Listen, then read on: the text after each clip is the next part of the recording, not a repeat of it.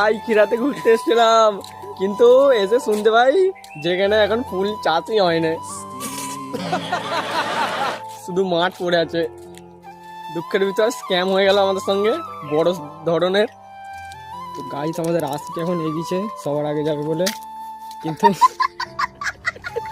কিন্তু কিছু করার নাই, কারণ ফুল বাগান এখন মাঠ বাগান হয়ে যায় সেই দিকে। এই পারে কিছু নাই, এখন যাব রেলের ওই পারে, এই যে এই পারে এই পারে এইদিকে। আর গাইস এইটা এই দিকের ভিউ, এইদিকে শুধু মাঠ আর মাঠ, যদি আমাদের এদিকে আছে এদিকে একটু বেশি আছে।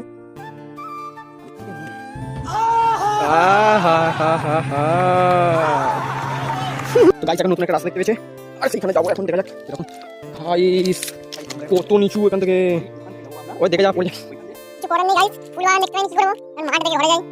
আর কত কিছু ভাই, ভাই গাইস ভাইস বলছি গাইস, কই এনে পোজ দে। मजा आया। গাইস তোমরা কমেন্টে বলবে এটা কি গাছ। এই মুহূর্তে একটা গাছ দেখতে পেয়েছি আমরা, বলেন কি, কিন্তু এর পাতাগুলো নুয়ে যাচ্ছে এক এক করে।